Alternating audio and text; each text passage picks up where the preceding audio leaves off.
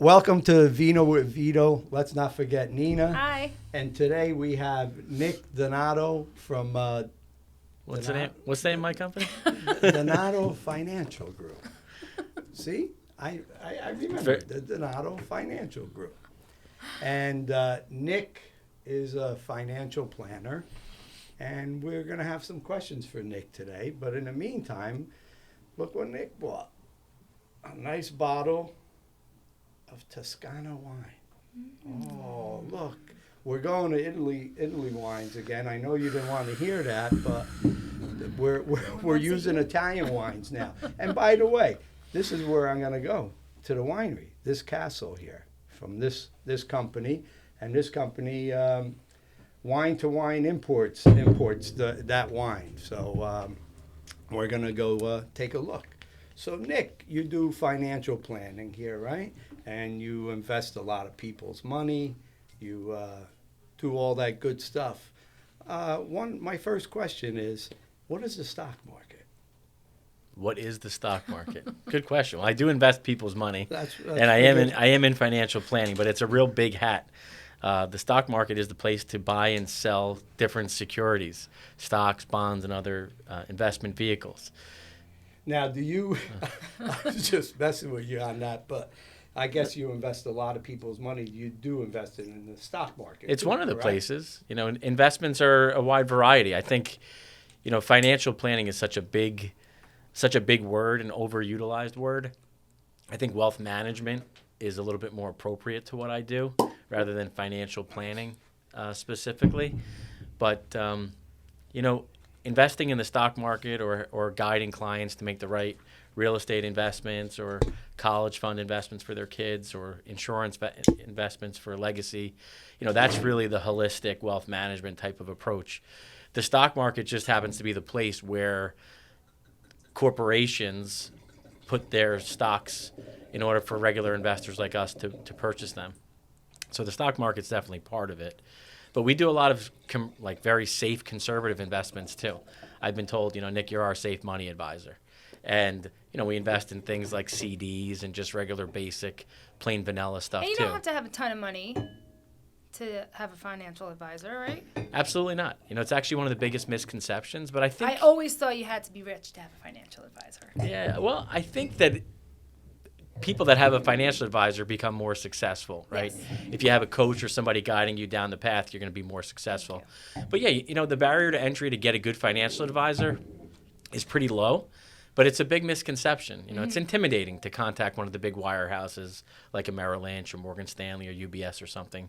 And most of those bigger firms do have very big minimums. You got to have $1 million, $2 million, $5 million to get one of those. We're out. One of those advisors.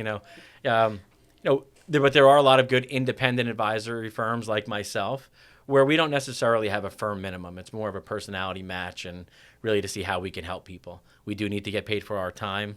So someone does need to have some type of money to invest with us or utilize to purchase some insurance programs where we can get compensated. Right. But I feel like we have a little bit more of a comfort level with our clients where they don't feel as intimidated walking through the door. Right. You don't want somebody coming in there, hey, I got 10 grand I want to invest in, Well, there's only so much that we can do. Right, that you can do with that. But salute. Salute. Salute.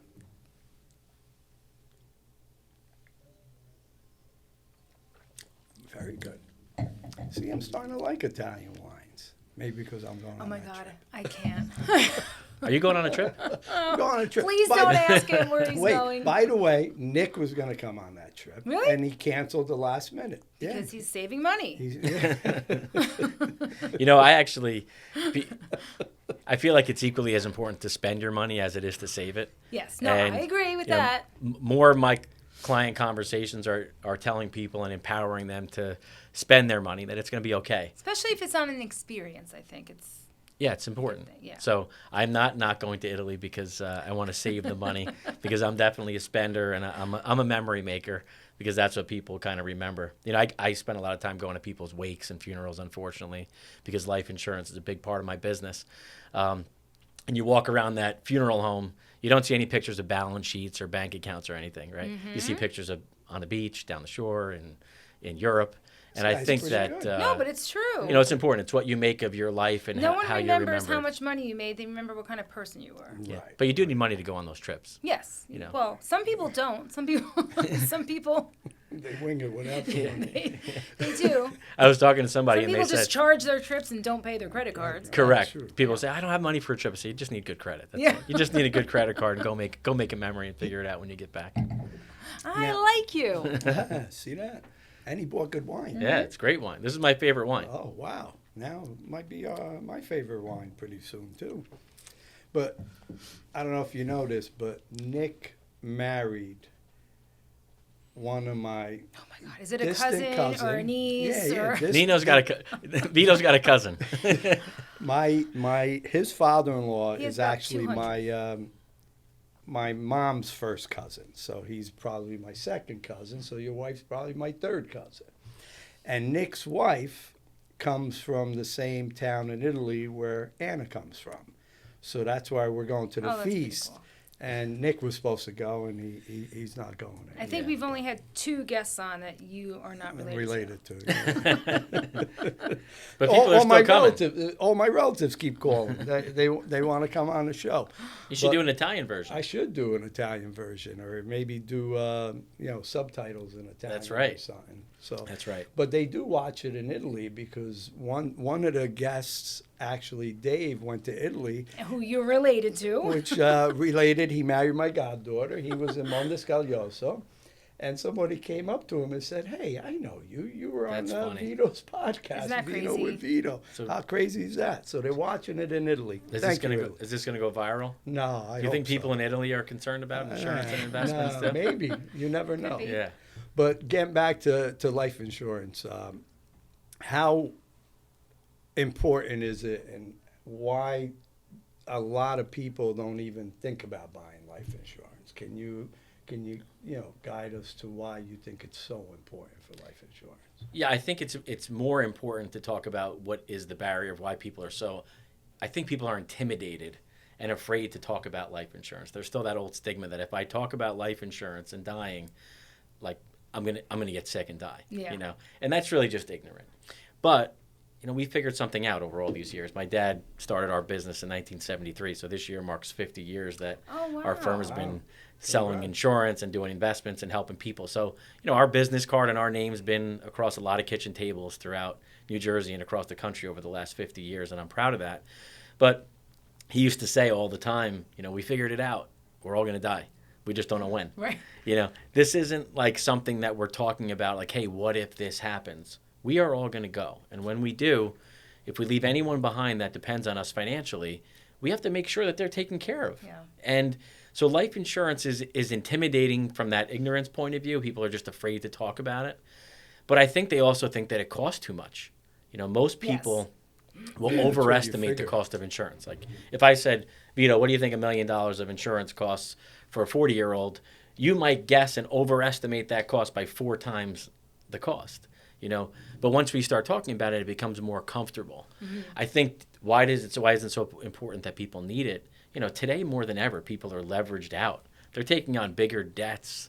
You buy a car or a truck, you can have a car loan for $70,000. You can have a house mortgage of $800,000, 80% of the value of $1 million house. So people are taking on more debt, which means that if they die, they're leaving people behind to take care of a lot more. And you don't want to wait until it's too late to get life insurance.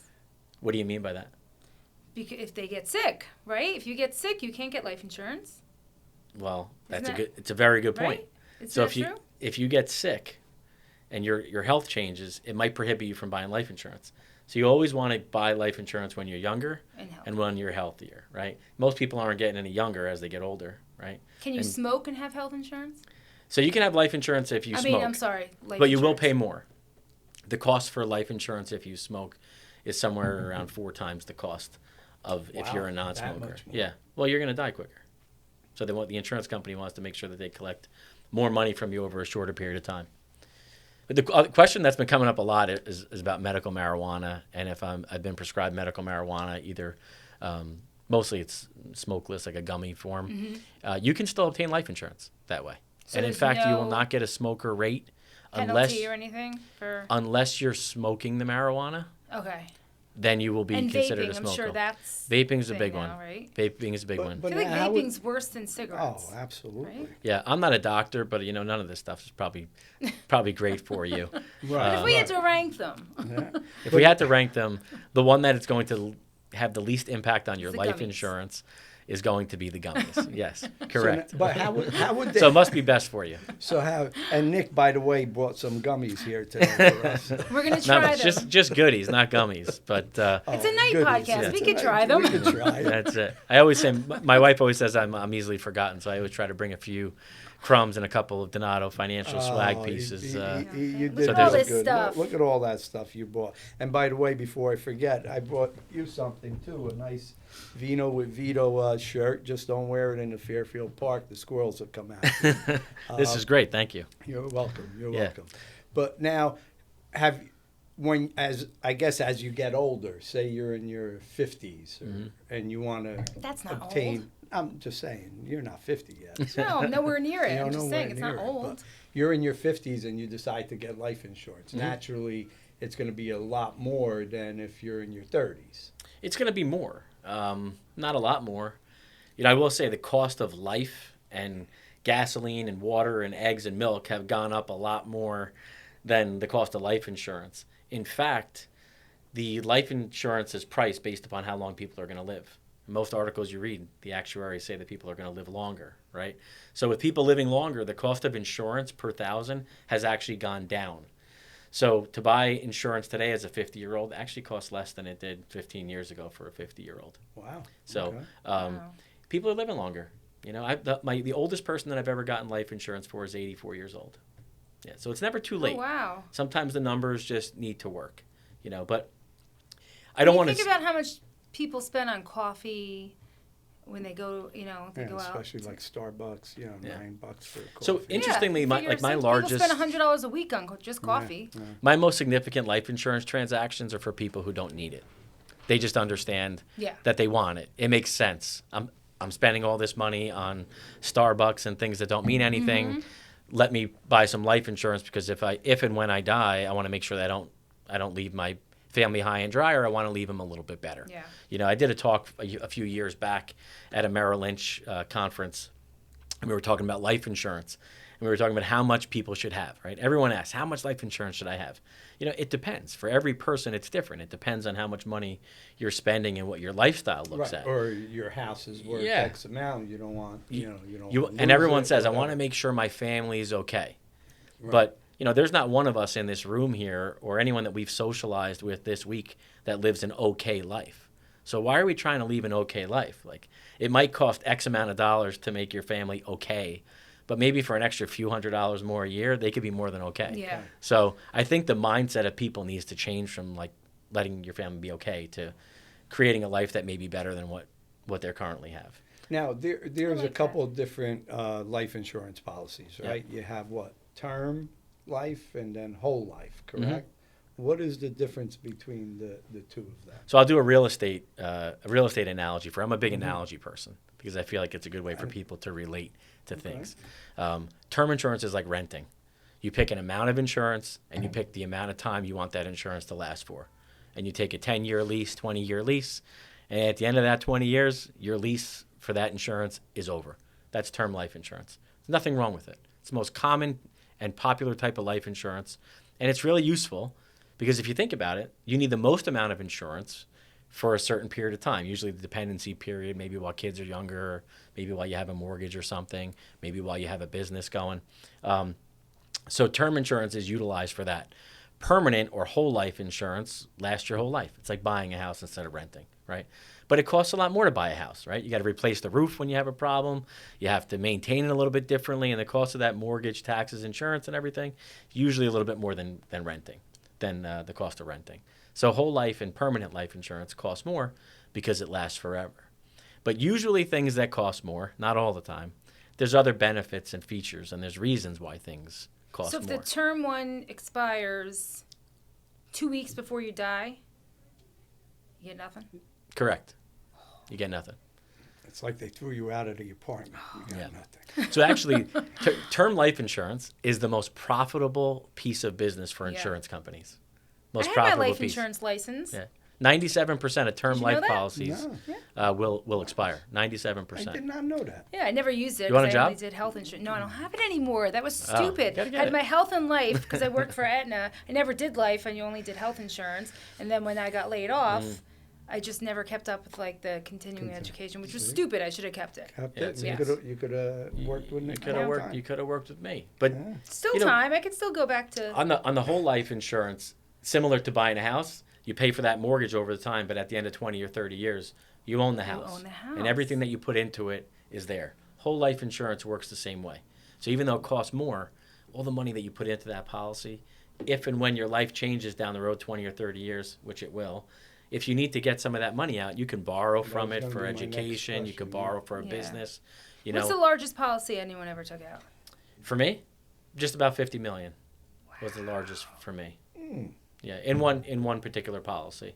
I have some families that have significantly more than that. You know, it's just another zero. Everything's pretty relative. But when my dad got started, 50 years ago, he was selling policies that were $5,000 death benefit. Now it's very rare for me to be talking about life insurance under $1 million Yeah. because the cost is so inexpensive. You can buy $1 million of insurance for a couple $100 a year.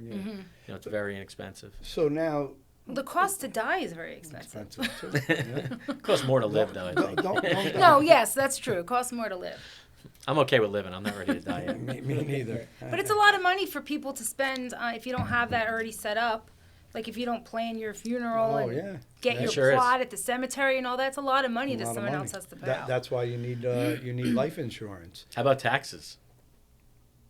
When you die, there's also inheritance taxes that your family might be responsible for. And all of a sudden they think they inherit a house, and in fact they have to sell the house to They have cover to- some taxes. So Yeah, and I've seen a lot of people again when they died getting their house foreclosed upon too. sure. And I'm sure they didn't have life insurance or anything, Yeah. when they were living. But now when you do the whole life policy, right? You're saying 20, 30 years you pay into it. You got to keep paying that policy up until the day you die. No. Sometimes it depends on the policy. Most of the whole life policies we set up have a 20 to 25 year payment schedule. So we'll set it up, we'll put enough money into the policy in the first 20 years on average, where there'll be enough cash in that policy to generate interest or a dividend that will keep the policy going so you don't have to pay for it forever. If you commit suicide, you get no money, right? You do get money. You You gotta wait do? 2 years. 2-year suicide and contestability clause. No way. They may challenge it, but for the most part, it will get paid.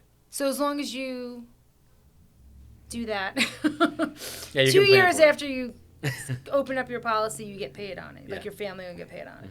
I don't specialize in this type of financial planning, but I'm just curious because I always thought if you killed yourself. Last time you wanted to shoot Phil. This Yeah. time you're looking at suicide, or you're No, gonna- I'm just curious. insurance is such a simple, basic product. But over the years, I've seen it applied to so many situations. You could buy life insurance in a divorce agreement.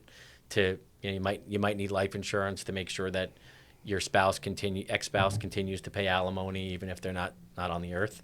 Because That's there's so real many important. times you hear a story where like a husband or a wife killed themselves, and you always hear like, "Oh, great mother, great father. Oh my God, they were so nice, seemed so happy." And you just wonder. I'm like, wow. So if they had life insurance, their family doesn't get anything. Yeah, But not that's the not case. true. Not the case. But there's, like I was saying, life insurance can be applied to so many different scenarios. But the biggest thing is not to get hung up on whether you purchase permanent whole life insurance or term life insurance.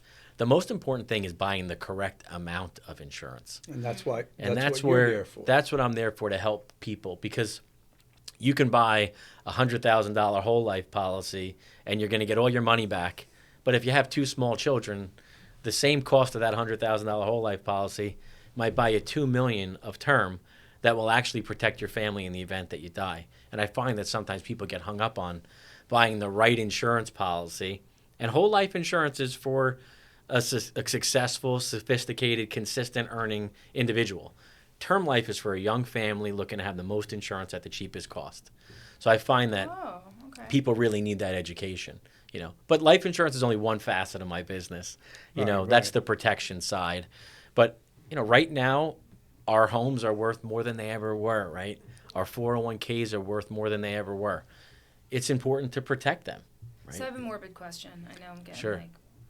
Well, but- we're all going to die. okay. We just don't know when. So right, but if you have a life insurance policy and you're the husband, your wife is the beneficiary. You have 2 small kids. You all die in like a plane crash or a car accident. Mhm. Does anybody get that life insurance? It would go to your estate, and it would go to next of kin, maybe a sibling or something. And you can always name contingent beneficiaries. Name a whole It's bunch of very important. Most people just name one primary beneficiary, Right, that's what being I'm their saying. spouse. If you just and named your wife and like yeah, your whole you run family- into a problem. You run into a little bit of problem. It's gray, you know. So make sure that plane doesn't go down. You know, but there's 2 sides of what I do, and it's the accumulation I'm and just curious. and the wealth management and the investment management and helping people accumulate wealth.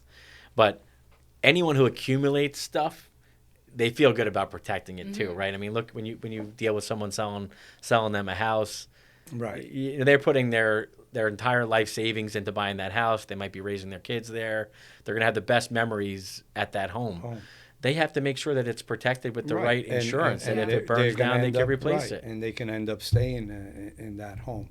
Now, you were mentioning before, can you can borrow from your life insurance policy. You have a $2 million life insurance policy you want to borrow. Can you borrow money to buy a house from a life insurance policy? Do you get penalized for anything? You're not penalized at all, and it never hits your credit. So one of the main values of accumulating wealth inside of a life insurance policy, there's really 2. The first is all of the growth and earnings inside of cash value inside of a life insurance policy are tax deferred. So you don't pay any capital gains on the growth of the policy because it's inside of an insurance policy. You get that tax deferral. If you pull out money to utilize for a house or a business or whatever, it never hits your credit report. You ever pull a credit report for somebody and have them have bad credit for life insurance? Right. You know, any Now you can only revolving borrow loan, what you already put into it, though, right? whatever you put in plus the growth. There'll be a formula of what you can borrow out of the policy. So So this is a very sophisticated solution. Wealthy people utilize life insurance as a way to Yeah.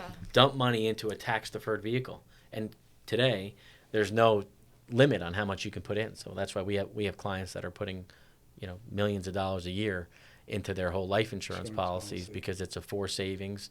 The interest is tax deferred, and if they ever need to borrow it down the road, they can. they can borrow from it. Yep. So somebody might have a $2 million policy they took out when they were 20 years old. Now they're 40. They want to go buy a house.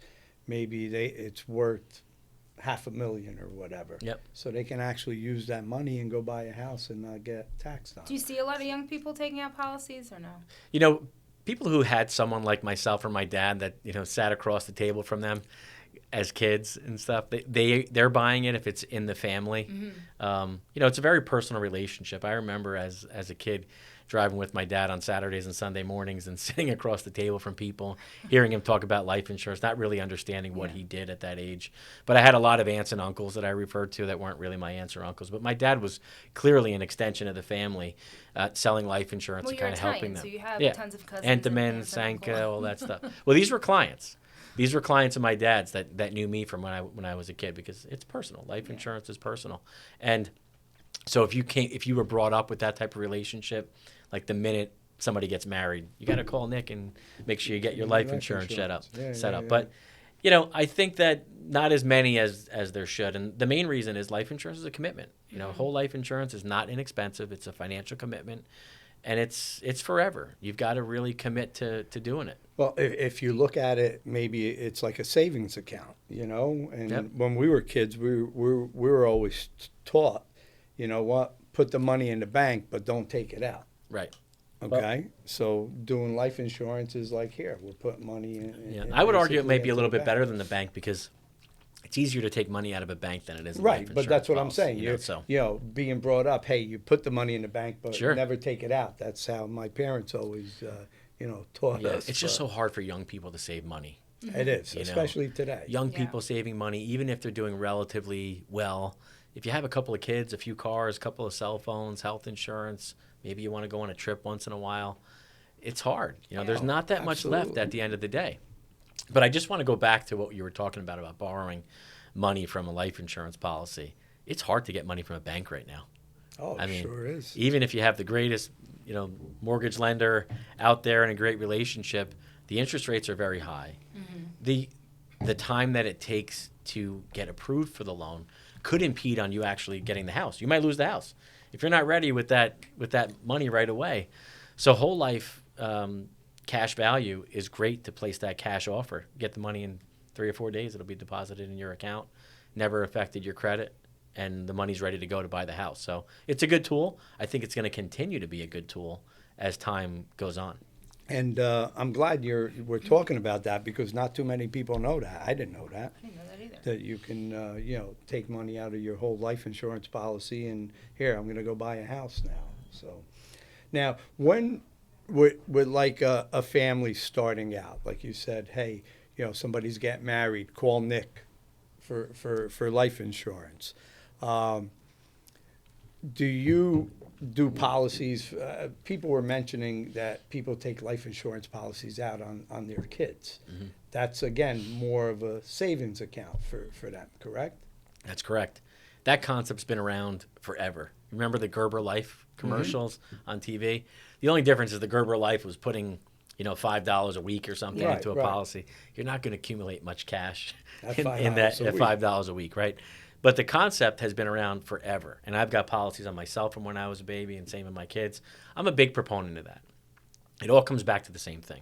I've got a lot of different solutions and buckets that I could tell you to put money into for yourself and for your kids. It all comes down to cash flow. So if you told me I have a certain amount of money that I like to save for my kids, the whole life insurance is great. They have permanent life insurance that's going to last forever. Any money in there is going to accumulate on a tax-deferred basis.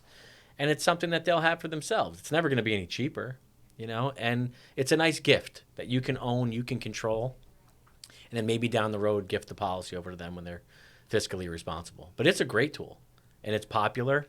I'll put another spin on it. I had a woman approach me, and she has 3 grandchildren. She said, I want to buy a $300,000 life insurance policy. She's in her 60s from grandma. When I die, I want $100,000 tax-free because life insurance proceeds when you die are completely tax-free as well.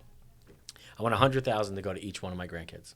Now, these folks are worth maybe around $13 million, so they don't need life insurance at all. But they have their estate plan set up where their assets are going to pass to their children, and grandma wanted to do something for the kids specifically for herself. So in this financial conversation, the idea was I don't necessarily want to put money and buy life insurance on my grandkids, but I want to put it on my own life so that when I die, they get it. And they get $100,000 tax-free as a gift that they can utilize for a down payment on their house because based upon the ages of the But grandkids. why not just leave it in your will? Like leave the money to So them any in money your that you will. leave to them in the will is going to be taxable. Oh, okay. That's number one. Especially in the state of And New there's Jersey. leverage. Even if it's only $100,000? Yeah, sure. If you inherit money, there are limits, but in most cases, you will have to pay some level of tax to inherit money, depending on where it was invested and stuff like that. But you have to remember the other side of it is, for a $100,000 life insurance policy or $300,000 life insurance policy, you're not going to pay into that policy $100,000. You might pay in $20,000 over your lifetime to get $100,000 back. Working with a family in Florida right now where we're looking at a $20 million life insurance policy. And for a $20 million life insurance policy for these folks, it's roughly $60,000 a year for $20 million. Now, if their life expectancy is another 50 years, which it is, they're going to put in $2 million, right? $2.5 million, $3 million bucks. But they're gonna get back If they put in $20 $3 million to get back 20, that's a great investment. And again, back to what I said earlier, I never thought most of it people that who way. are buying life insurance, significant transactions, are not buying it because they need it. They're purchasing it because it makes sense. They've got $10 million in CDs or $1 million in a CD at the bank, throwing off $50,000 a year of interest, and they're saying, hey, if I leave that $1 million alone, when I die, my kids are going to get $1 million. That's one strategy, right? And there's nothing wrong with it. But What if they just took the interest off that $1 million? Now you'd have $1 million plus the $20 million life insurance policy. I just created $21 million with the same thing. It didn't change your life in any way. Now, if someone comes in to get a life insurance policy, how do you, what do they have to go through to prove that they don't have any pre-existing conditions? Do they have to go for a physical? Do you have, access to all their medical records? Well, I don't read any medical files or anything. I'm not a doctor. And I'll tell you that most of our clients have some type of medical history. There's no one who's perfect. And I think that that's another hurdle. People are like, how am I going to get it? My blood pressure is low. I'm a little overweight. It's life insurance is medically and financially underwritten. So I'll qualify both of those. Medically, you have to be somewhat healthy. They are going to run a prescription drug check to see what kind of drugs you're on. And the insurance company, at no cost to you, will write to your doctor with a HIPAA authorization, get a copy of your records. Again, we never get it. It's all private. So I will never know what is going on with your medical records directly, and I think that that's important to mention. But your records will go to the insurance company. We get the thumbs up or thumbs down. He gets, up or down. Up or down, or maybe tweak this or tweak that. How was mine, Nick, when you did mine? Was it up or down? Yours were down. So, and then financially. And I think that this is a big one, because medically, even if you have a situation like cholesterol or heart, irregular heartbeat or something, high blood pressure, cholesterol, if you're taking medication and addressing it, the insurance company takes that into consideration, and you'll probably be able to get a policy. Okay. But if someone has a lot of judgments on their credit, has declared bankruptcy, and their net worth is $100,000, I won't be able to get you a $20 million life insurance policy, because you'll be a risk that there's no reason for why you need it. So you always have to justify financially why you need a level of insurance. So someone just out of school that's making $20,000 a year living at home, if they come into underwriting and try to buy a $10 million policy, the underwriter at the insurance company is going to want to know why they need it. Because I want it. Not good enough. I want 20 million. Because I want to live the life that I should be you don't living have now, kids. afterwards. Yeah. I deserve it. So, but insurance and protection on life is one area. We also do, everything is basic from homeowners insurance, auto insurance, or any commercial insurances for any businesses. It's important to just recognize that we handle all the the protection products. So if you have kids that are going to be going into college, that's a good reason, right? I want to pay for my kids' college. I want to pay for this. I want to. Right. So we quantify it, right? But we can't say I need $5 million to take care of my kids' college if I die, right? That might be $1 million per education. But that's something that I know kind of what's needed and what is acceptable. And that's what you'll tell somebody when you meet them. Hey, this is the route I think we should take, because you need it for this, and this. And, correct. You don't need much more. You only need this amount. Right. Also, every insurance company is different. So Prudential will underwrite differently than John Hancock and Mass Mutual. I work with all of the insurance companies out there. I'm a full service broker. So I don't need to sell you a Mass Mutual policy to go on a cruise or something. If John Hancock is better for you, we'll go with John Hancock. Yeah. I think that that's important, because there's a lot of insurance advisors out there that work for just one company. Mm-hmm. And not that there's anything wrong with that company, but you might not fit their mold. Yeah, and every insurance company, has a different risk that they want to take. If someone's a smoker, there's certain carriers that'll allow you to have a few celebratory cigars without being a smoker rate. That's the stuff that I know after doing this for so long. Where we can go. And this is what differentiates dealing with someone local with experience like myself and our firm versus going online to one of the online brokerage outfits. There's a ton, and there's nothing wrong with them. They're quick, they're fast. But something that I've learned, again, my dad 50 years ago started selling life insurance, and we're still selling it today the same way that he did back then. I get reminded every day that we're in a people business. And when your life gets turned upside down and you're losing a loved one, or you have a health diagnosis that's not favorable, people are calling me. They don't want to call an 800 number at Ethos Life or something. Again, not that there's anything wrong with it for the transaction, but it's a personal thing. Right, you need somebody on the other end you want that's going to somebody answer to the talk phone to, or whatever. because that's what makes you feel And better. I like how you said you're local, just like our business. Yeah. We are, and it's we a family are local. business. Yep. Right, and that's how it should be. But, you do homeowners insurance, you do flood insurance, you do every type of insurance. And I'll never forget back in Hurricane Irene hit, okay? My mortgage, I was able to pay my insurance separately from my mortgage. And, homeowners and flood insurance, I paid separate. It wasn't in escrow. And it came up at the time. I said, you know what?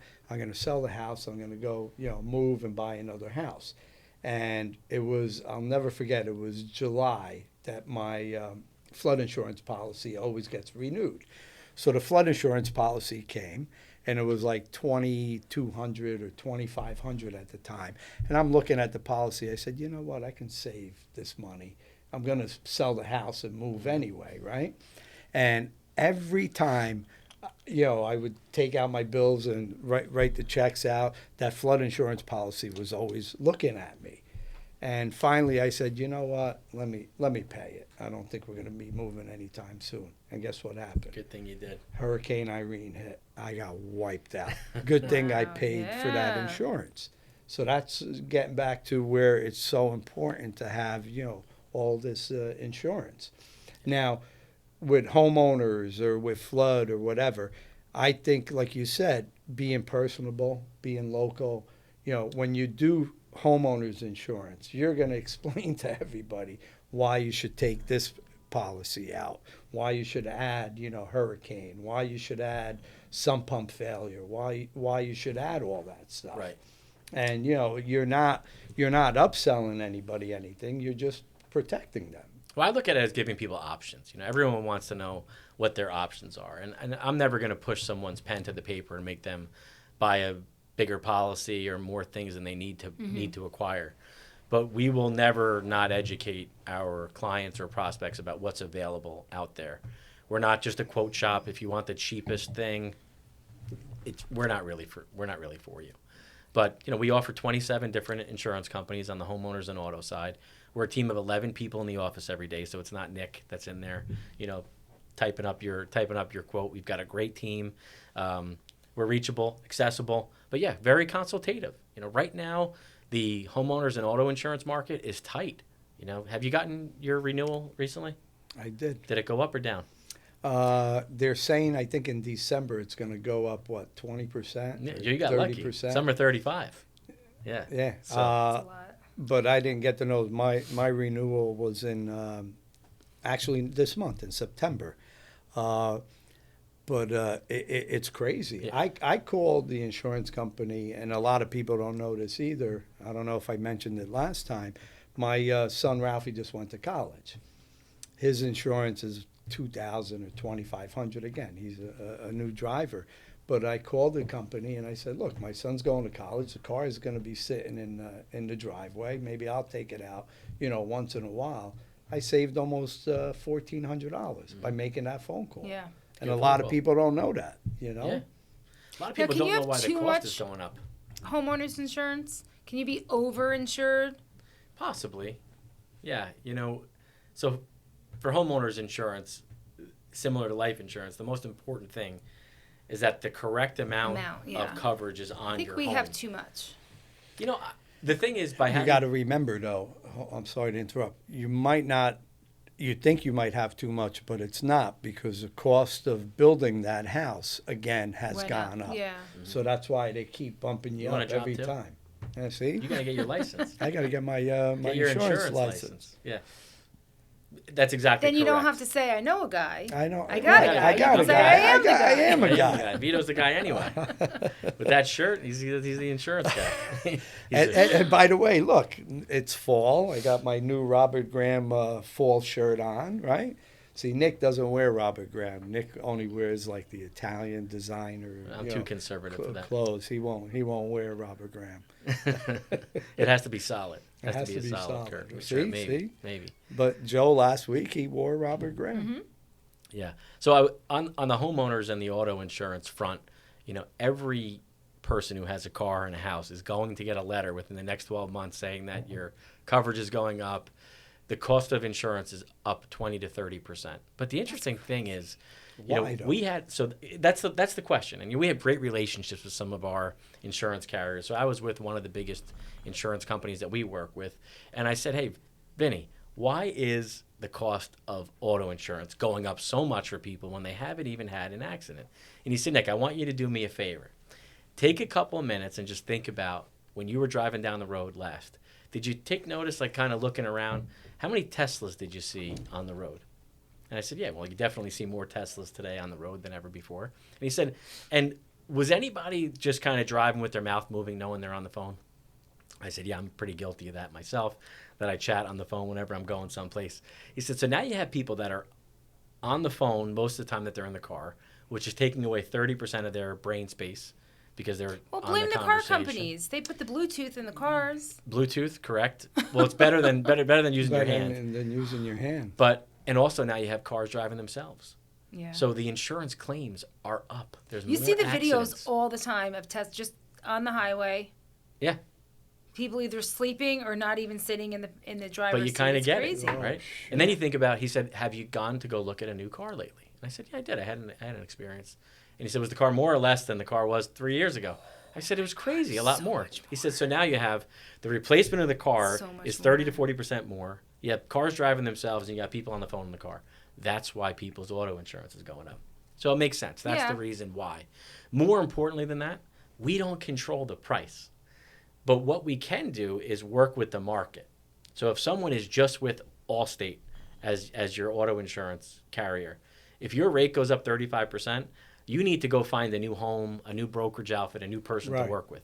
With us, if you have your policy with the Travelers and they raise your rate by 20 or 30%, we go to our market of 27 different companies, and maybe Progressive is cheaper, we'll go write it with Yeah. Progressive. So I think we need a new. I think it's important Company to too. kind of to recognize See, that. now you NJM got used Nick. to be so good with like Nick, you're government not drinking as employees. much. They used to get great rates, and now I feel like everyone gets the same rate. Well, you know, again, go this it's not about the rate.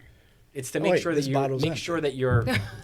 It's to make sure that you have the right coverage. Yeah, you want to make sure that you have the right Yeah. policy. And these So- new drivers, it goes I'm up like joking. $3,000. It adds like $3,000 to your policy. You know, we talked a lot about life insurance Nina, and some we more touched wine? on the auto insurance, but you know the other wealth management side of our business, I think, is so important to talk about Thank you. because you know people work every day and they save money and they're working for a living. You know, what I love to do again is help people spend the money that they worked for, but in a responsible way and in a predictable way. So you insure your house, you insure your life. We do a lot of guaranteed income planning for our clients on their retirement products. We help people retire and let them know you can spend this amount of money for the rest of your life, even if you live to 125 years old, Oh God, I hope regardless we don't of live what that long. happens to the stock market. If you think about it, for years you save money into 401k plans and you just put money into that box. And you don't really take money out of it, right? Unless strenuous circumstance, but for the most part, people are putting money into that box and never worried about it. So through market upswings and downturns, you're not really affected by it. Maybe you stuff the statement in the drawer and not look at it for a quarter or a year or something. And it usually works out. As long as you stay invested, it'll work out long term. But something changes when you retire. You start taking money out of that bucket, right? So now there's a hole in the bottom of a bucket that you're not putting Just anything like else this wine into. bottle. Like There that was a wine hole bottle. in it. Yeah. That wine bottle, if it had a hole in the bottom of it, our glasses of wine wouldn't be as full, right? So it's important to look at things a little bit differently because in my experience, people's mindset and how they look at money and they look at an account are different when you got a hole and you're taking money out of it.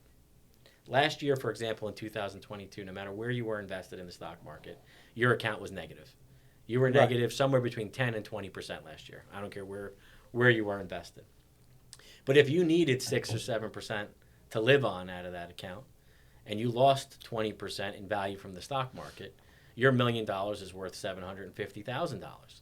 Well, let's fast forward to 2023. You still need that same $60,000 to live on out of that account. Now you go from $750 down to $690. You hope that maybe you make back 10%, which most accounts are up 10 to 15% this year. But you're up 15% or 10% on the $750. So you only made $75,000 back. But you took out 60,000. Right. You're at 750. Now, if we have another negative year where you lose 20% and you have to take 5 or 6% out, in 3 years, it's possible that someone could lose half of their retirement nest egg. Now, you're not going to feel too good about your retirement. Whoa. That's so sad. Yeah. So now if you have $500,000 left and you still know that you need $60,000 a year, but you're 65 and you just planned a trip to Italy like Vito and you say, I'm still going away, I have to live my life, you might run the risk of running out of money in 10 years by age 75. That usually doesn't sit too well. So a lot of the programs that I utilize, my planning technique, is to make sure that I cover your fixed expenses on a guaranteed basis. So we utilize guaranteed annuities and things that are designed to give you systematic income for the rest of your life on a guaranteed basis, regardless of what that stock market does. So many of our investments for retirees, you only participate when the market goes up, but if the markets go down, you never lose any money. So you have full security. Oh, I think you're on the going to have to come downside. to our house. Yeah, I actually have that, Nick. That Did it make you feel better? Oh, absolutely. Yeah. Because now, again, I'm going to turn 60, and everybody out there, I don't look 60, right? But I'm going to turn 60. 3 days, right? Yeah, and Saturday. Wow. Yeah. So at 59 and a half, I was told you can take your money out. You can start withdrawing 5% of it. But you're right. Once it capped out, I'm guaranteed there. Even though the stock market goes down, Right. it doesn't matter. So he's like, Vito, start taking it out. So now I'm able to take, 5% a year out, which works out good. Ralphie's in college. I can, Yeah. help him pay for the college. Yeah. So that was, like you said, I think it's a smart investment going that way. Well, the number one reason why people don't take money out of their investments are because they're afraid that it's Right. going to run out. Yeah. What if I need it? It's going to run out. But, I always relate it to, I do a lot of analogies again. Real estate. I look at creating. And that's what this show's all like, about is real estate. real But we estate. just happen Oh, to we have forgot. a financial I planner forgot. here. I We think do a that this little is- bit of everything. I think this is part of it, though. Yeah, Many It of is our part of absolutely. it. A many lot of our people don't investment know. accounts, life insurance, Well, have we're talking funded about- down payments on real estate. Many Right. of our investment accounts have helped. We've taken distributions. But I think to a help lot their of people kids buy didn't a know house. that you can borrow money from your life Sure, insurance it's to even important. purchase a house. Yeah, but on the investment side, I look at trying to duplicate real estate investments because they've always been one of the best performing assets out there. But in your particular case, Vito, if you didn't take the income out of that particular annuity, it'd be like you having an apartment building and not collecting the rent. Right. You're better off collecting the rent, right? But you're only collecting the rent because I'm going to pass the building to the side. So I have one particular program which is awesome. Somebody can invest. I'm going to use $1 million example again. Put $1 million into this bucket, right? Can use a little bit less. We don't have that kind of money. That's it. Want me to use 500,000 or 5 million for you? Yeah, no. Like maybe 10 grand. No, No. just kidding. So on $1 million investment, somebody retires. They got $1 million in their 401k. What I would suggest is investing into a program where we could put $1 million into this bucket, and every year I'm going to give you $50,000 or $60,000 a year for the rest of your life. But when you die, that $1 million you started with is going to go to your spouse. If your spouse predeceased you, the $1 million is going to go to your kids, and we can start that distribution all over again. So it perpetuates that income from your generation to the next generation because it covers two risks. The first risk we talked about before is the sequence of returns risk, meaning I got unlucky. The market went down when I started taking money out. I ran out or I got depleted all the way down. In this case, you're covering that risk because, regardless of what the market does, you're still getting your income forever. But you're also protecting that legacy again. So for somebody that has health history and can't buy life insurance, you could utilize investment programs like I'm referring to still provide a legacy to your family. So a lot of what I do is on transferring wealth from one generation to another tax efficiently and on a guaranteed basis because, again, we're all going to die. We just don't know when. We just so don't we gotta, know so when. we Do have to people plan for still it. buy bonds? Like, when babies were born, you used to spend $2,500 to get $5,000 back when they were 30. Yeah, that's not all that attractive anymore. No. Right? Not- Like, not who really. does that Market, anymore? yeah. We did it when Dominic was born, and I'm like, why are we doing this? This is Go cash those bonds Yeah. out He's now. only They're going to worth get less. $5,000. They're probably I worth think Phil less still now. has his bonds from when he was. But it'd be better than doing nothing. I know. I just felt So. like, even at the time, it was 17 years ago, I was like, well, this is like, I feel like this is a very dumb investment. Yeah. See, if we knew Nick 17 Uh-huh. years ago, I did, but if we knew Nick 17 years ago, we could have asked him for his opinion. You could. And How he about- would have said, whole life insurance. Forget about the bonds. And I'm Yeah. sure you see Right? this. I have a tremendous amount of clients that don't know what to do with their money or come into money that really don't know what to do with it. And a lot are actually around real estate transactions. So I was speaking to someone this morning who's a widow. By the way, 30% of my clients are divorced or widowed women. It's a Do they niche need market to of sell mine. their house or buy a house? So you remember, you yeah, gotta give them they our got to call name. Vito. Yeah. Yeah. So this woman particularly owns a property, and it's appreciated in value, and she just doesn't want the headache anymore. But there's some gains in there. So now if she wants to get rid of the headache, she's got to sell the property, right? But when you sell that property that's got a big gain, what happens? You're going to get taxed. You're going to get taxed on the gains, unless you do a 1031 exchange, which right. there's really only two ways to do that: to buy a like-kind property, right, another investment property. Well, now she's got the headache back again. Right. So that is just a different headache on a different day, maybe a different location. Or I have access to programs where I can invest into a fund to avoid having the tax on the gain, but also still provide a rental income to her perpetually without the headache. So you can still collect your rent. You avoid the capital gain because it qualifies as a 1031 exchange without a headache. So there's solutions out there that I think some people aren't aware of, but there's a lot of money That in almost motion sounds right too good now. to be true, though. No, it's just new. Yeah. There's a lot of stuff out there, and it's about just being aware of what's out there. But, if you come across someone who's got a gain, who wants to sell a house and, or needs to sell a house because of a death, right? If somebody owned an apartment building and there's 5 children, you can't take that apartment building and just give one floor, for each kid. For each kid, It's hard right. to break it up when you die. So there's a lot of planning that's happening before death right now, and these instruments are really important. But that's why it's so important to have someone like you that people can come to and talk about this. Hey, the 1031 exchange, we can go this route, the life insurance, the homeowners, whatever. And it's just as important for us as realtors where people, go put a for sale by owner sign up. All of a sudden, people are flocking there and they're not qualified. They think they're saving money. They're actually losing money. Losing money. Yeah. I think in any profession, it's just important to educate our Right. clients. Of course. And that's why you pay for someone that knows what they're doing. Yeah. So I don't charge fees for my advice or my time. We never did.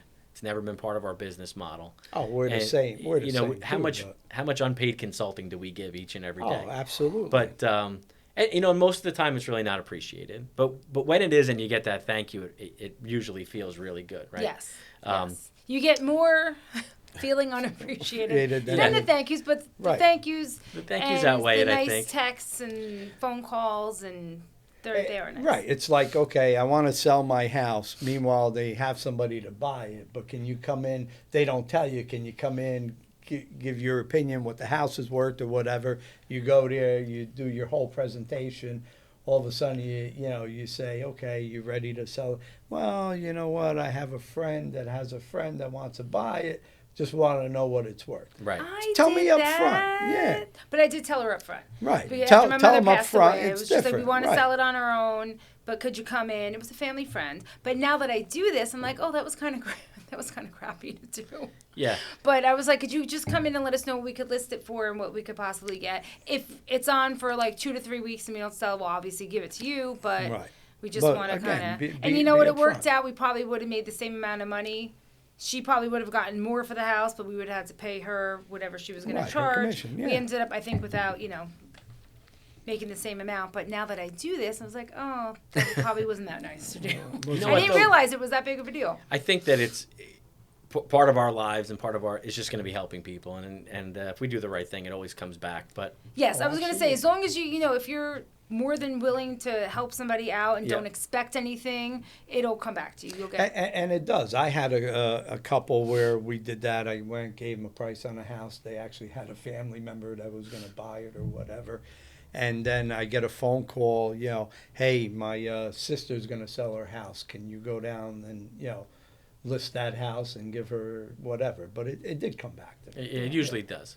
I And think had purchasing someone, oh, sorry, go ahead. purchasing real estate right now, people always need a place to live, right? Mm-hmm. I mean, everyone's buying homes, regardless of inventory. People are buying houses. The prices are insane. The interest rates are high, but people still need a place to live. Families are expanding. People are moving to the area. So there's always going to be that demand. It might just not be as high and crazy as it was a few years ago. But, what I think is really interesting is what I'm seeing, because I'm part of these conversations with my clients and as their kids try to buy houses and stuff, the percentage of income that people are utilizing to cover a mortgage and taxes and insurance on a house used to be maybe sometimes 25, 30%. I'm seeing over 50% right now. Yeah. Spoke to someone earlier this week, 50% of the loan amount. And that's on gross income, not even net. Yeah, I mean, and we try to keep it to the net, because if it's gross, then we have a real problem. But even as net, think about that. And, we have homes.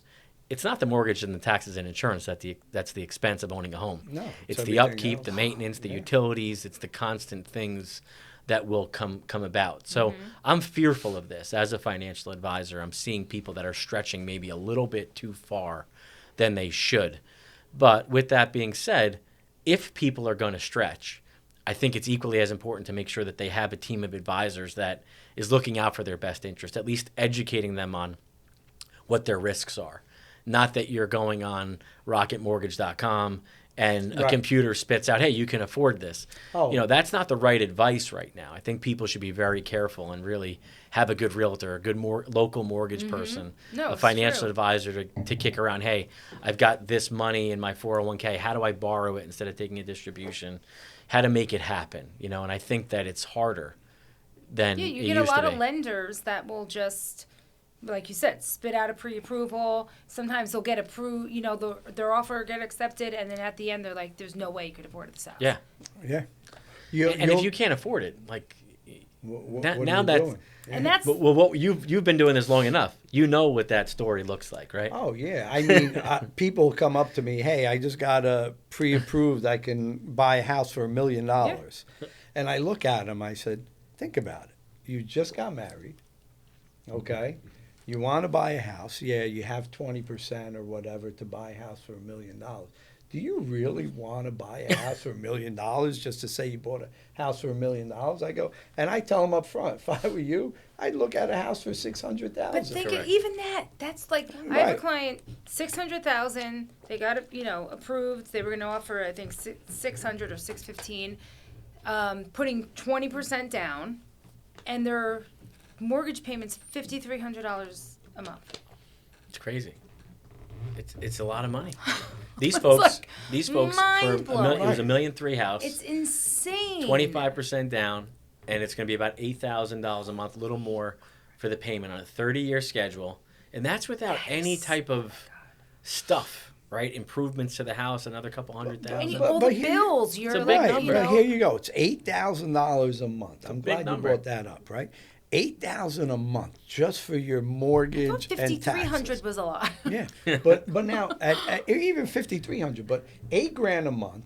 Then you got your cable, you got your telephones, then you have your heat. Do you still have a your landline? Electric. I do still have a landline. Yes, I know. Hey, I don't want to get rid of it just in case, somebody's looking for me. You might want to plug something in someday.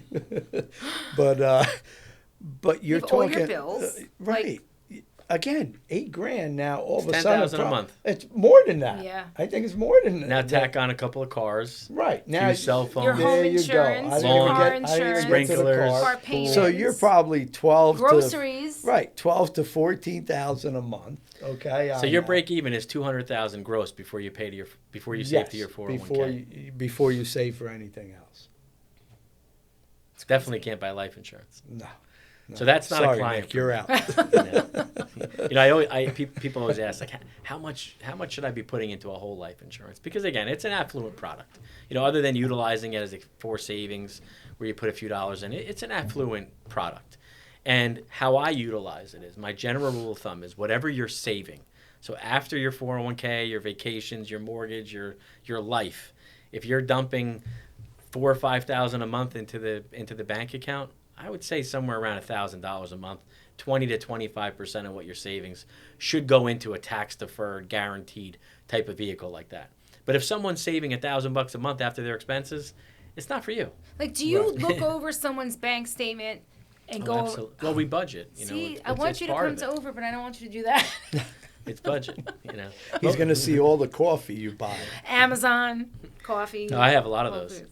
I have a lot of those too. I'm married with 2 kids, so, there's no shortage of expenses. If I think I'm getting even the tiniest bit of a deal, I have to get it right now. Yeah. So you're that person that comes home and say you saved $300 at Bloomingdale's or something. Right, and sometimes I'm like, but I'll return it. I'm going to return it. And then I tend to wait past the 30 days, and now I can't return it. Isn't that great? Like, where I was just cleaning out, like, the mudroom, there was a box in there. I was like, oh, what's this stuff? It was all, like, outfits I bought from Amazon that I completely forgot to return. I don't want them anymore. I bought an ice machine. It's, like, this big. I bought a Nugget ice machine. That sounds good. I'm definitely keeping that, but I have to maybe sell one more house before I can take it out of the box. So when you're looking at your clients when they're buying homes, I feel like realtors, hairdressers, everything about your clients. You know more than you want to know about Not as much your as the clients. lenders do. The lenders know a lot. They know more. So yours are not that intimate, your relationships? Some with of your them client? are. Okay. Some of them are. But some people, they try to hide things from you because they don't want it to affect them, but it always comes out anyway. Comes out. So, it's, we try to tell them it's better to be honest. Are you like a therapist too, kind of talking people off the ledge? Yeah. 1,000%. Isn't that fun? It's so much fun. Therapist, doctor, you name it. Therapist, we doctor, I'm like, what is it? College hunks that haul junk? That's me. I have everything anyone's ever left behind in a house. Always, like, okay, just shove it in my car. I'll take it to the dumps. I'll throw it out for you. Just we just had a sale. Okay. There was a lot of stuff. I have a video. There was a lot of stuff left there. Okay. A lot of stuff. In the driveway, on the curb, everything there else. There were probably over 100 bags of stuff. Right. The vet was supposed to pick a lot of it up. Well, she does the walkthrough. She gets there. She sees everything. She goes to the buyer. Don't worry about it. I'll help you out. She loads her truck up. I with put all my stuff. seats down. Oh my goodness. Because she it's comes to either the don't office. Close or. Right. You just got to get done. Yeah. She comes to the office. I go, what the hell's in your truck? I go, you can barely see out of it. And I have like the 3-row Palisade, so it went from literally the back of the trunk to my front seat. Everything was just from the floor to the ceiling. But I'm like, I felt bad because she was pregnant. This stuff was just left, and the vets came while we were there, and they could only take 35 bags out of the 100 and something. So I took whatever I could, thinking I could just drive it to the dumps and drop it off. But no, the dumps in East Hanover only takes grass and stuff, so we had to. But it's a compliment. It means that you care. I do. I felt so bad, and I mean, the husband, he was nice. He's like, "Do you want me to follow you where you go?" I'm like, "I don't even know where I'm going." In our business, my day to day. So I went to the office. I'm a therapist as well a lot of times, and like I alluded to earlier, people don't want to have difficult conversations. They want to hear what they want to hear, but there has to be some voice of reason, and a lot of times that's me. And a lot of times they don't appreciate you at that time when you're giving it. Yep. But they do. They realize. Yeah, I take it home with me. If something happens with one of my clients, I'll be up at 3, 4 in the morning thinking about it. Like, I have to call them tomorrow because, like, this is weighing on me. If I feel that a client is making a bad investment decision or they're doing something, I always need to put my head on the pillow and know at least I said how I felt, and it kind of goes from there. Sometimes I take it too personal, but I try to stick by. I never tell people what to do with their money. I let them tell me what they want to do, and then and you give them all the options. Help them go there. You're asking me what's going to get my offer accepted. You have to be comfortable with whatever you do. I can't tell you how much. I can tell you what the house is probably going to go for, based on my experience. If it's listed for $799, and based on everything else, the activity is probably going to go for $850. If you choose to put in $809, you can't really blame it on me. You're not going to get the house. You're not going to get the house, but you also people don't realize that the negotiating doesn't happen that much anymore.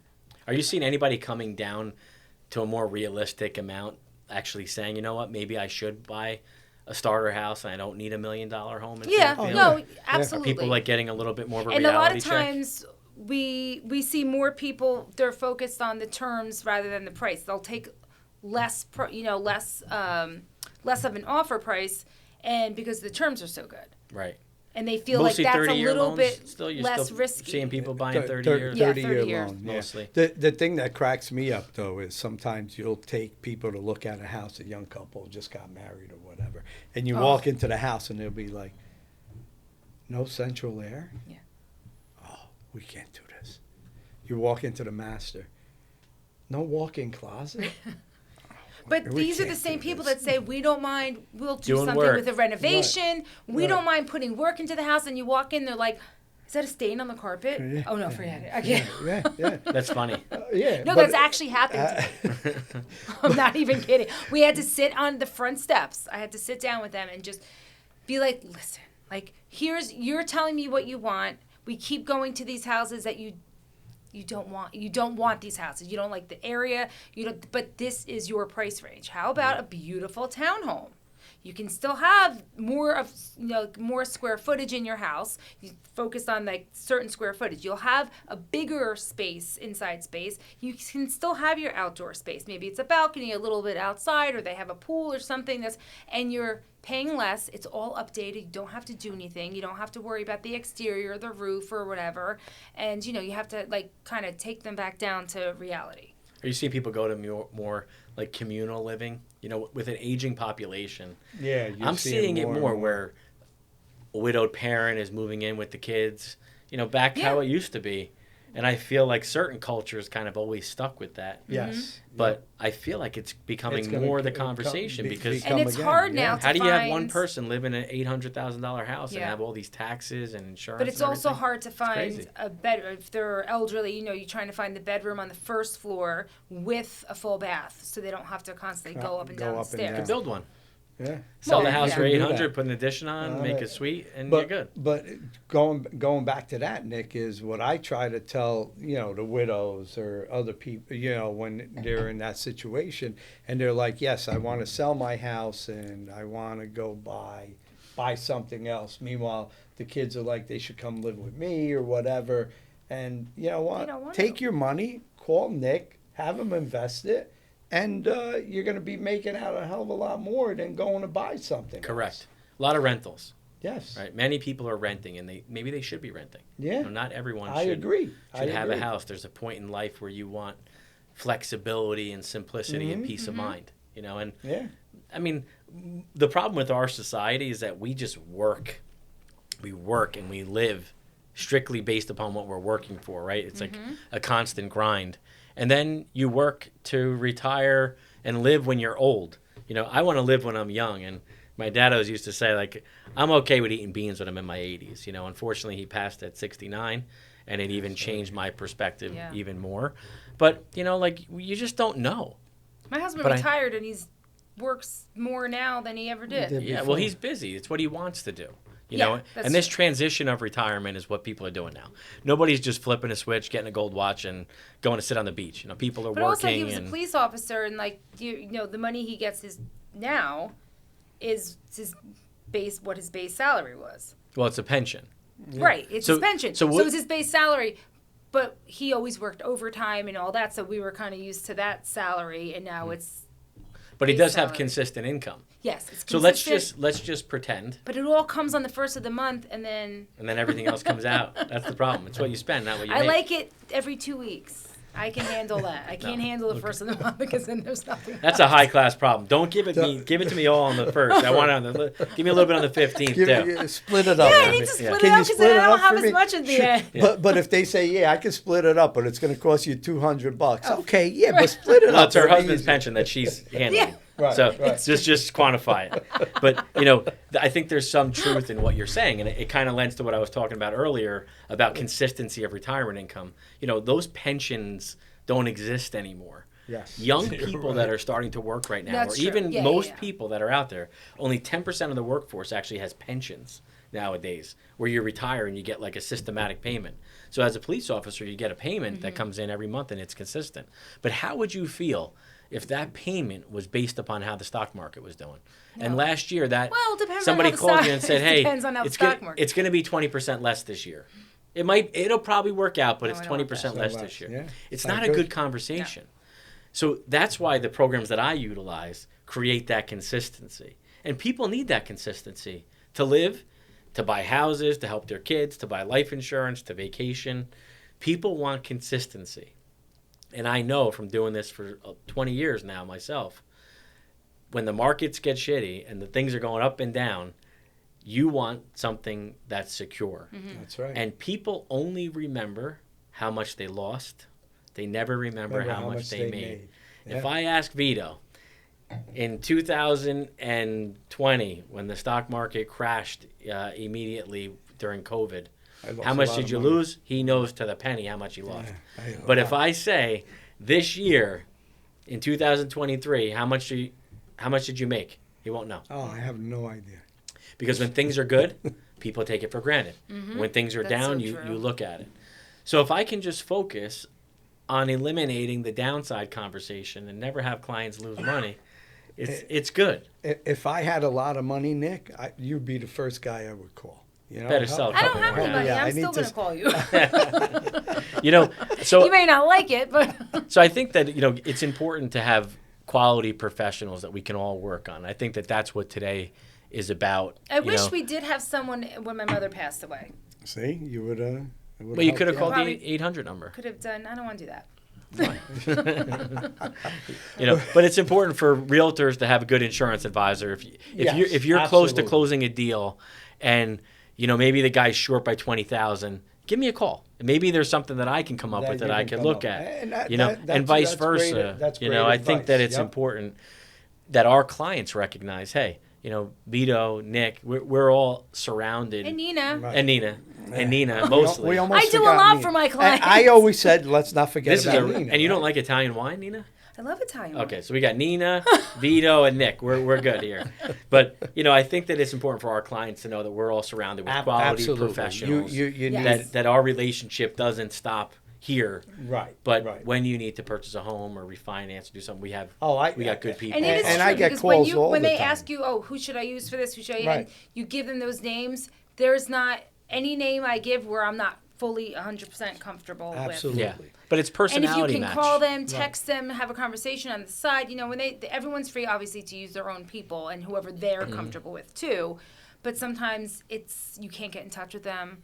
Well, insurance could make or break a deal on the real estate side. Yes. Homeowners insurance, specifically flood insurance, Yes. could really make or break a 100%. deal. If a house was built before 1920, or if it's in a newly designated flood zone, right. It's a risk. You could run into a problem where maybe the insurance is going to cost $7,000 a year, and now it throws off their debt to income ratio. And you they can can't get a qualify very for the cheap loan. quote. You can find someone to say, oh, okay, it's only going to be $400 a You month. can, but it's not the case But when it that's what I'm comes down saying. to You closing. can, you can get someone to give it to you, and that's why 9 times out of 10, if you see a listing and it says, "Oh, received a quote for $400 to $500," or insurance is only $300 a year, you cannot take that No. Yes. you have to do your due diligence. Whether your realtor does it for you, we do it all the time. We get flood quotes all the time for people. Yeah, we're Or happy to they do can them get for it, and that $300, $400, $500 is now $2,700, Right. or $3,500, and I don't know where these people. You can get a super cheap quote, but it doesn't mean that that's actually good for you. Correct. And I think it's a good indication, maybe as you're talking to these clients, someone who's buying that $1 million house that's squeezing already for that, or the 600 and stretching for that. Now you tackle on. Years ago, people would put $100 a month in the estimate. Right. Maybe $1,500 for homeowners insurance. Not the case anymore. For $1 million house, your insurance is not $1,200 a year. It's a few thousand. It's $2,000 to $3,000 a year. Plus, if you are in a flood zone or the house was old, even if it was renovated, you might run into a problem where your insurance might cost you $4,000 or $5,000 a year. It might make the difference in them not buying the house. That's huge. Or maybe 500 they'll a month. buy a more expensive house for the difference of that extra $400 or $500 a month. $100. Yeah, Take a little yeah. bit more on the mortgage, but at least Right. you have it, not the insurance Insurance company. company has it. Yep. It doesn't make any sense. Certain markets like Florida, I'm not sure if you guys are dealing in Florida at all, but we insure all over the country, and we've got clients in Florida. It's almost impossible to get insurance in Florida right now. Many of the companies are just not writing it all the at all. hurricanes and all that. But We we're had a building in hurricane areas rip where we through shouldn't East be Hanover. building. I know. Look at the That's- Jersey Shore. You look along there; those are barrier islands, right? And years back in the 50s and 60s, people had these small bungalows that the floods would come through and the windstorms would come through. It would wash it through. They would dry out. People had screens, no HVACs or anything. Houses were up on pilings a little bit, and the world went on.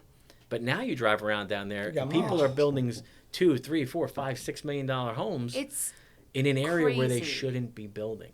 So that's why the flood insurance is so high, because it's just a matter of time before there's another storm. everybody around my in-laws' house, they all flooded. Yeah. Everybody. Where was that? Ortley. So their house is on it was always on 4-foot cinder blocks. So they didn't flood. Everybody else was like a small bungalow, or there were some like medium-sized houses. And now everyone we're the house that sits, and it's not a super tiny house at all, but like, it's a colonial, a 3-bedroom colonial or whatever. We're sitting underneath everybody around us because everybody built. It was like this teeny tiny, like 2-bedroom bungalow. Now they're on, the 10-foot pilings. Right. There are these humongous houses, and they're everywhere down Yeah, the it's shore. scaring you. It really is. Everywhere. But look at Florida, Cape Coral, Naples. Yeah. These are low-lying areas that are coastal, and people are investing. It used to be the houses down there were 200,000-300,000. Now they're 2 or 3 million. So the cost of crazy. insurance on these homes, the insurance companies didn't plan for this kind of risk. So it's Do you have a lot of people that don't have a mortgage that still keep their flood insurance, or do most people get rid of the flood insurance if they don't, haven't had I obviously think it's all any based water in the upon house? previous experience. Yeah, if they haven't had water in the mo- house for most 30 homes- years or 20 years, then they're not a gonna... lot of homes at the Jersey Shore, for example, there's many people who don't have mortgages. But if you don't have a mortgage, you're not required to keep the insurance. But if you went through Right. Sandy, you're Superstorm damn Sandy, well you're gonna have that you're going to have insurance. it, whether you have a mortgage or you don't. More people have it. Insurance, again, is something that it's the people who can't afford not to have it that don't want to have the insurance. The people that can afford it and know they should have it, they have it. They're smart. Because there's no mortgage for a couple $1,000s a year. If something happens, at least you have least some you know you're level covered, level of protection. But the coverage has a lot to be desired. He's pretty good. Yeah. He's smart. He's got a few Nick's ideas smart. in his head. Yeah. He just keeps going and going and going. I like to help. I like I'm to going to help go home and be people. like, Phil, Phil, Nick's coming over. Nick's coming over now. I'm surprised you're not going to Spanish buy. wine, though, I'm right? I'm surprised you're not going to buy anything from Nick today while Well, we're I just might. sitting I here. might. You When might. the cameras We go got- off, I don't sell anything, though. I don't sell anything. I'm just Peace of mind. I sell peace of I'm mind. just joking, but you have mentioned before, and we'll go after this. But sometimes people don't want to give you their financial information. For us as realtors, Yeah. that's why every time somebody wants to buy a house, I say call the mortgage guy. Yeah. Talk to him. You don't have to tell me what you make or whatever. But sometimes people don't want to use you because they're very close with you Because because of that. They don't That's want what I you was to trying. know. Oh, you're smart too. That's what I was trying to get at. Yeah. I had one where we actually, went to the closing table, and you're going to tell us what you're putting down or whatever, what your mortgage is. I was told to sit in the lobby from the attorney because when they closed on that real estate transaction, they didn't want me to know. They might have changed what they put down or whatever, and wouldn't even give me a copy of the HUD. And us as realtors, we always Wow. want the HUD. Yeah, sure. Some people are like that. Hey, I don't want him to know what I put down, Yeah. what I did, or whatever. But Yeah, they'd be good for the internet-based stuff, yeah, non-personal relationships. non-personal relationships. I mean, you ever have a right. doctor that you want to help you, but you didn't tell him what hurts? Yeah, right. But it doesn't make any It sense. doesn't make any sense at all. That's I mean, what we I'm can saying. usually help people a lot more when they tell us what when hurts, they tell right? us what they're doing. Right, Yeah, right. so- But I went there and I'm like, wow, they're Yeah. making me sit outside. And know, I I didn't just come for the check. I came I to, understand a little bit. Maybe you just don't, if you maybe have a lot of credit card debt or whatever. Yeah. I get it to a point, but that's kind of Yeah. And some people are That's a little- guarded. Yeah. I do understand where it's coming from. But at the end of the day, Hey, come we're all on, professionals here. professionals We're all here. professionals, and- Nobody's going to pick up the phone and say, "Hey, do you know that Jack makes $180,000 a year or $2 million a year?" We're not going to call. We're like doctors well, too. do we Whatever like Jack you tell or do we us. not like Jack? It depends. Just But kidding. we're But there's a we're level like of doctors. confidence. Yeah, I mean, there's There's a Right. certain level of confidence, and I feel like if our clients, whether it's yours or mine, if they're engaging us and we're going to kind of go down this road and hold hands together and purchase real estate or invest Right. Be honest, invest yeah. in investments and protect their kids, we have to have a level of transparency. I don't even between tell each other. anyone that I like if I'm showing people houses, like friends or family members, if they're looking to buy or someone and I'm showing them houses. I don't tell anybody because I'm like, Right, people, right. they don't Oh, want yeah. people to know. And then we'll close and I'll post a picture and they're like, "What the hell? Oh. I didn't know that they bought a house." Yeah, from yeah. you or I whatever." I'm like, "Well, I get yelled at for that too. yeah, I'm like, it's none of my it's business. not If right, they and want to it's tell none of you your business. that Let they're them in tell the you, market know, or they're I looking feel to like buy a house, and you never want to be kept a secret, right? I mean, Yeah. you do a nice job for somebody, especially today. I can admit that years ago when Foxtons came out and some of these other Yeah. when with Zillow And they're not out, there no more. Realtor.com, you think I don't need a realtor, but you need a realtor. You need someone to help you through that process because it's complicated. There's things that come up. You might be buying a house that you shouldn't be buying, and maybe the realtor is going to tell you, Yeah. be careful, I know this or that, or I sold the house next door, or I know someone who sold this house, it was a nightmare. You have or a even little to color. tell you the risks of what if people are trying to get their offer, I'll just waive the or I'll say I'm going to waive the inspection. Yeah. I'm going to limit the inspection. And it's an old house. Yeah. You know the history. You're Yeah. like, I don't know if I would do that because here are the consequences if you do. and this how about a real happens, estate and- attorney?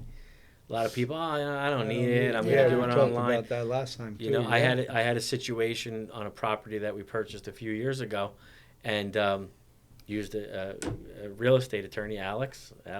He saved me. He was on. Alex we lost his Ogrande. footage. We Alex lost his footage. We Ogrande. got to bring him back. Alex Ogrande Ogrande. saved us a bunch of headaches. So we buy this home, we look at the inspection report, and it says there's no oil tank. And he said, Nick, I'm not going to let you buy this house unless you do a sweep. Yeah. I said, Alex, it says there's nothing. The lady's certified. She's been living there. He said, do the sweep. Okay, I do the sweep. There was an oil tank there. So we would not close. The client got rid of it, remediated it. So was it a fake certificate, or she truly thought? Well, she believed that There was no there was oil no oil tank. tank. But there was so there was no certificate saying they removed it. correct. It was just she said that there was none. Yeah, I don't think there is any. So people are slick. Oh yeah. But if I didn't have him guiding me, Yeah. absolutely. I probably would have said, all right, because I didn't want to lose the house. I didn't want them to sell it to somebody else. Right, and sometimes you you get just in that have pressure. to trust. Yeah. But thankfully to Alex, we actually got the sweep done, and you know what? And it worked out.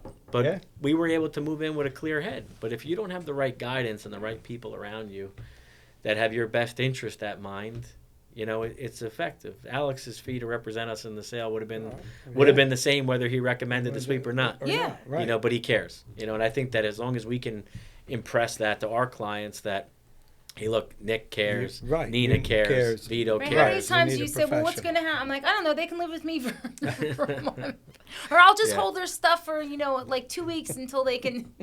Yeah, but we keep trying to learn, right? You guys are That's learning it. about my We're business. learning, that's I it. keep learning about your business and what you guys do, and that's what it's all that's the about. best way we could be the best resource for our clients, today and going forward, to give them the confidence that they have the right team. What'd you think about this, Nick? I loved it. It was Fun. good, right? It was a fun day. Look at Nick though, how well dressed he is. Yeah, you know? he is very dapper. You know what it is? He I knew very Vito dapper, was going to have a right? shirt, And one of he's these Robert tan. Graham Yeah, shirts sure. on today. Like nice end of the summer tan. Yeah. So yeah. come the winter, I'll start wearing my fedora and and compete Nick- with Vito's hat. Nick always shops at a shop in Englewood, and my brother-in-law is actually the tailor there now. Oh my God. 80 years You old. always know. He's 80 years old, and he's still the tailor. Oh, is that the one at you went to shop. for your suits? I went for the for wedding? my suits there for the wedding, and that's why Nick is sharply dressed all the time. He always shops at what's the name of the I've place? always Vero- liked clothes. Vero Uomo. Vero I'm like, you have Uomo. to give him a Yeah, shout Vero- out. Vero Yes, Uomo. yes. I Mario, just he does went a there. he does a great Mario job. does a great He job. does a great job. There's But- a few other places in the area Yeah, right. that are good that you can find, but for something special, I think these smaller boutiques and Yes. local Yes, places and- are and really again, where you that- want to go. That's where I was going at. You want to always, Yep. shop local instead of going to a big department store. Mario for will certain take stuff, care of right? you. Right. Mario will take care You of have you. an important occasion. That's it. Go see him, and Donato, my brother-in-law, will make sure it fits perfect. That's it. So Every I'm not his brother-in-law, but I know. Vito's but brother's I know first name is that Donato. Johnny's My last father. name is Too. Donato. That's Johnny's Johnny's father, father, right? Yeah. Okay. Yep. Yeah. Yep. So it's a So- small world. The world it's a- keeps getting It's a smaller. small. His Yeah. is pretty big though. It is. Yes. How about yours, Nina? Mine's small. Small? Mine's Is it getting? It's getting bigger though. a little bit bigger. I just got part of your world today. Right? Got- True. it got bigger. That is true. That's it. We're gonna have a lot of sit downs at my kitchen table. I have a good Maybe. feeling about You know that. what? We still do the kitchen table meetings. To this day, we still do kitchen table meetings. I do a lot of Zooms and stuff, and for our more sophisticated corporate clients, I'm at their offices doing benefits and stuff for their employees. But I still love going to someone's house, and I'm not afraid to go do it on a Saturday morning like I used to do with my dad. Oh, wow. It still makes me feel good. It's comfortable, and it's important. If people are All right, running Saturday busy, morning coffee. That's Saturday it. morning coffee. It's got to be Just quick. don't And I'm tell not me. wearing. I'm not Don't wearing this tell me sport I'm not jacket. allowed to order my Amazons and stuff. You can do whatever My you want. It just Bloomingdale's doesn't and have a Amazon. consequence. Well, this was great, Nick. Thank you so Yes, much. thank for you so coming. much. I learned Thank a you. It lot. was fun. The wine has. Did you like the wine, wine? our Did you like the swag. wine? It was delicious, very Yeah. delicious. Have you I ever actually had have it my before? cork to put in here? No, I never had that wine. It's very good.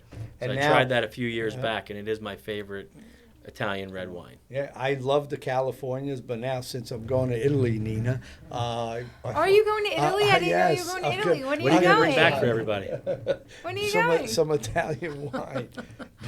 But on that note, one day, and that day will come when you need to buy or sell a house. And when that day does come, you need to call the godfather of Northern New Jersey real estate, Vito Cantuzzi. Or his sidekick, Nina D'Alessio.